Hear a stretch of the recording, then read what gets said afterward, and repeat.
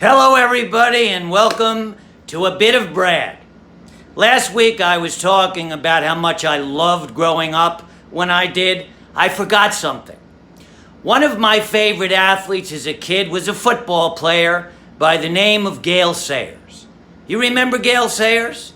Here's a guy who would make runs, brilliant 80-yard runs, leave you breathless. And at the end of the run, he would give the ball to the official. He'd walk back to the sidelines. I see guys today celebrate 2-yard runs. Routine 2-yard runs with 10 minutes of boogie. I mean, this is not easy what I do. Do you see me? After every joke I tell, take time out to pay heed to the achievement? Guy gets into bed naked with his wife. He says, I'm gonna make you the happiest person on earth.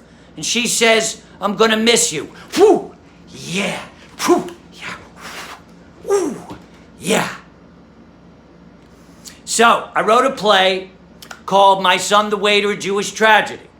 The sequel that I'm working on now is called My Rise to the Middle. Of course, my hope is that the middle is not my final stop, but realistically speaking, it probably is. Let's face it, show business is about being relevant. Being relevant means young and beautiful, 1 million followers on Instagram, and at age 23, your own little bungalow in the Hollywood Hills. My fan base is Boca Raton and my building. And if I died tomorrow, I would still have to work. And yet, despite my age and everything else working against me, I'm optimistic. I have a lot of creative years ahead of me. In fact, I was watching this lecture devoted to the top 10 things you need to focus on if you want to live till 100 years old. I thought diet and exercise would be 1 and 2. Only watched it long enough to find out that exercise is number 6, connection and relationships 1 and 2. So, with that said, I believe I'm going to live to 100 unless sex is number 3. It's going on 40 years.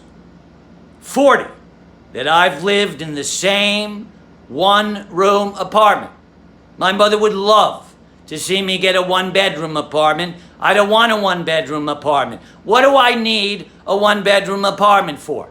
So I can go into another room if I want to be alone? I am very content right where I am.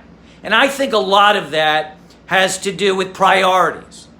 When I am sitting at my desk, in front of my computer, working on the 6th or 7th or 15th draft of a new piece, that process for me is enormously fulfilling.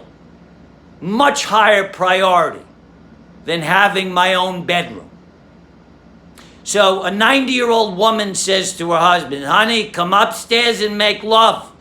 He says, I can't do both. Woo, yeah, woo, yeah. I love you.